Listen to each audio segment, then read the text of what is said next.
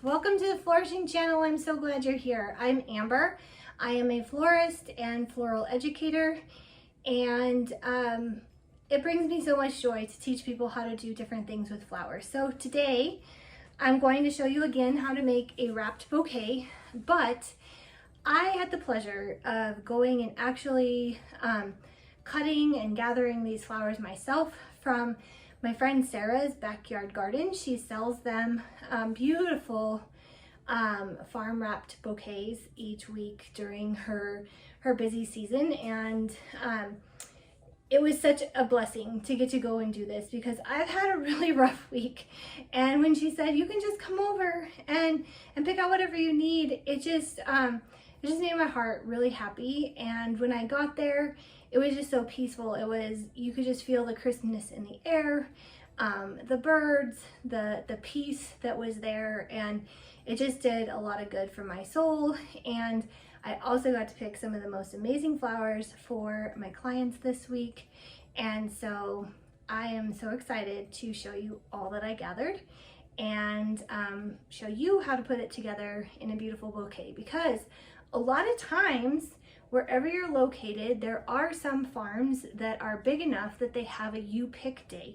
So you can go and you can pick all the flowers that you'd like, and then you can bring them home and you can use these techniques to create a beautiful arrangement for yourself or a wrapped arrangement to give to a friend. Before I get started on the wrapped bouquet, I want to make sure that my paper is cut and ready to go. So this bouquet is a little bit bigger than the last one, so I'm going to do about 15 inches, and then you want to make sure that you fold it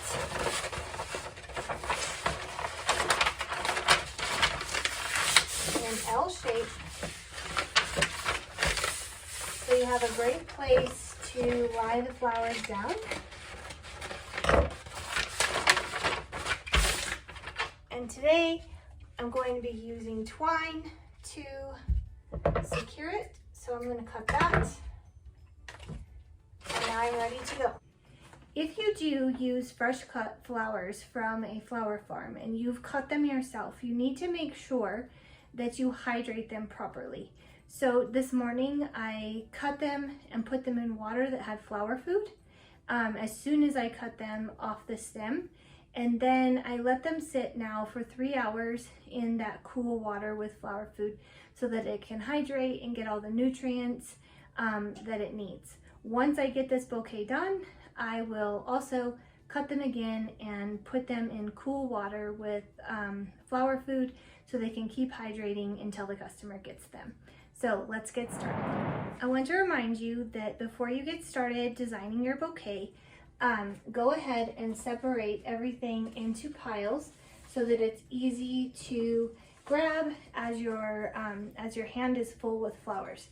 Also remember that if you have foliage that you could possibly get in the water, you want to make sure you strip that off real quickly before you get going as well, so that all of your flowers are ready to just grab and go, so you don't have to place your bouquet down. Also, if you have flowers like this beautiful statice, it has really long laterals, so I'm going to pull these laterals off so that I have multiple pieces that I can place in and not just have one big cluster. And the same with the yarrow. Actually, they're not going to be long enough to put in this bouquet, but I'll just save them and put them in a little bud vase for later.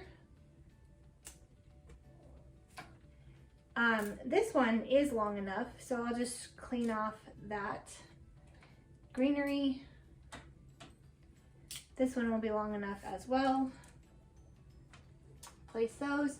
And then my dahlias, they have these beautiful buds, and I'm just going to take them off of the main branch, but I'm still going to use them within the arrangement. They just add a really nice texture.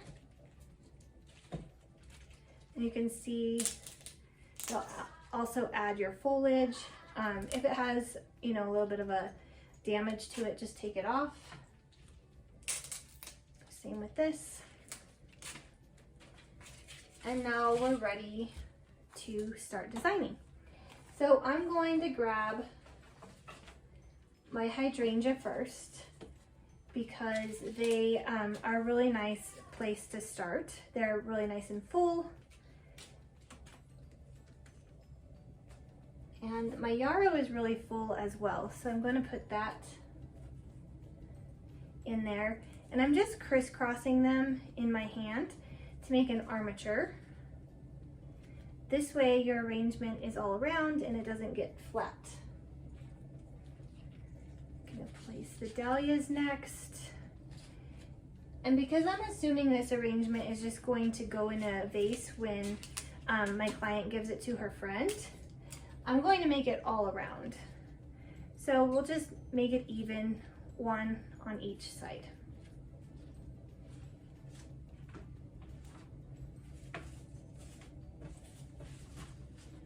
I have these snapdragons that will help to create a line. And I'm going to do 2 on one side. This one was really nice and full, so I decided I want to put it over here. And then bring the second one over here. So you can see we're going to pull some of this out as we go so that we can get some nice dimension. But isn't this already looking so pretty? Now the cosmos, they're going to really be some movement in this arrangement. I just love how fun cosmos are.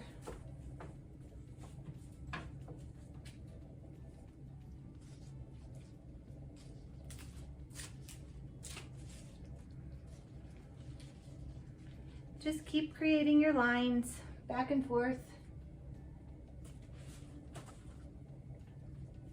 Delphinium, I'm going to place up in the middle. I only have 2 pieces of it. So this will help to give a little bit of height to this arrangement if they put it in a vase.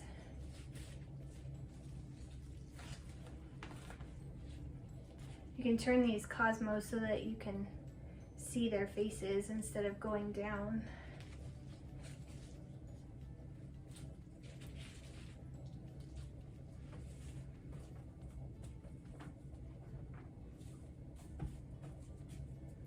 Add a little bit of the status on the outside and down below as well. Use the longer pieces to really make a nice full bouquet. Use your smaller pieces to just tuck in for that color and texture. Beautiful Queen Anne's lace. I'm gonna let that be a little bit of a star as well because it's so pretty and it has so much movement.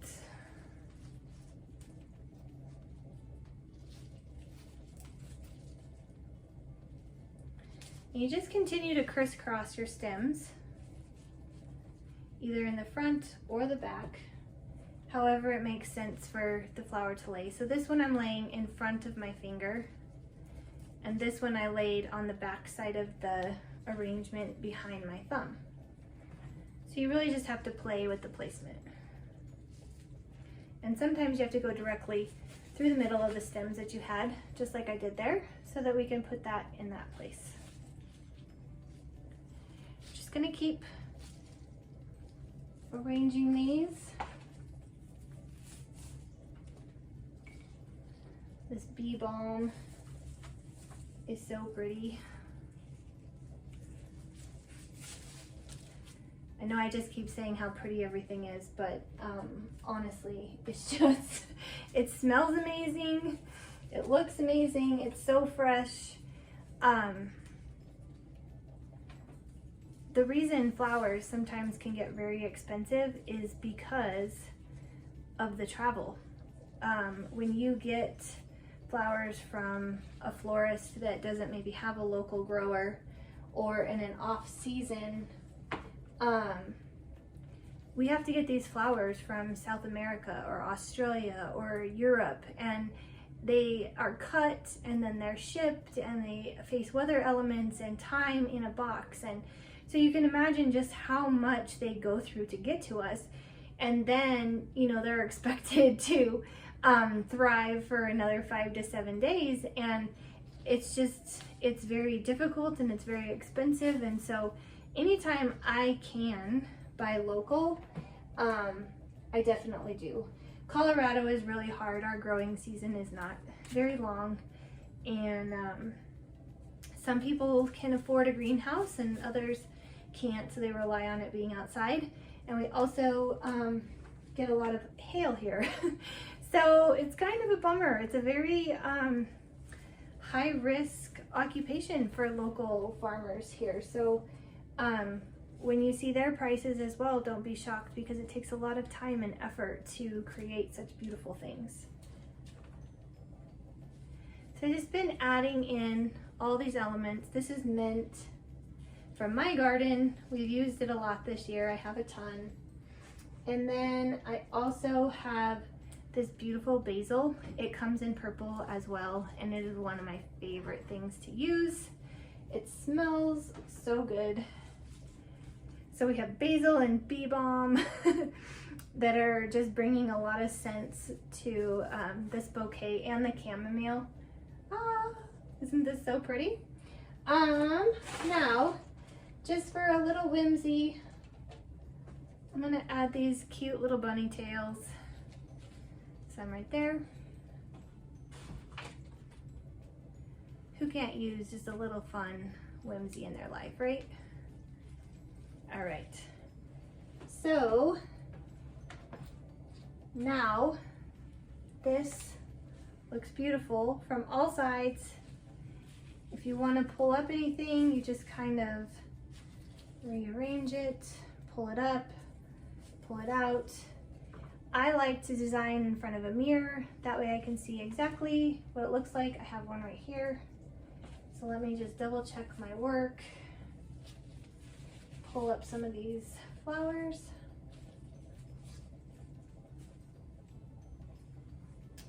All right, now it's time to wrap it. So you're just gonna get your paper. You're going to lay your flowers down. Just pick them up if you feel like there's some that might get smashed. You're going to gently roll it over, tucking and rolling. And then you're going to use your twine. And I start from the front because I made it long enough to go around twice.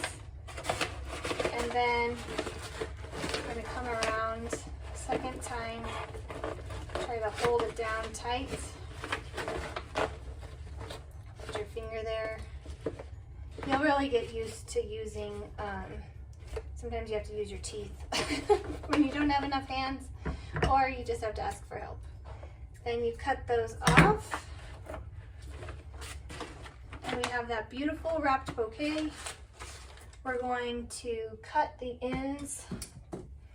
You can see where there's different lengths here. You don't want to cut everything this short, because if you plop it in a vase, then there's really you can't do a lot of movement.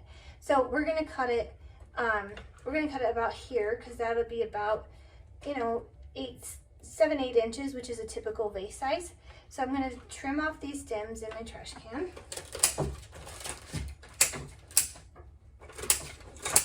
And then the shorter stems, I'm going to give them a cut as well, but just separately so that the whole bouquet isn't that size. Now I'm going to place it in my water that has preservative, and it's a little deep. It's going to get the paper wet, so let me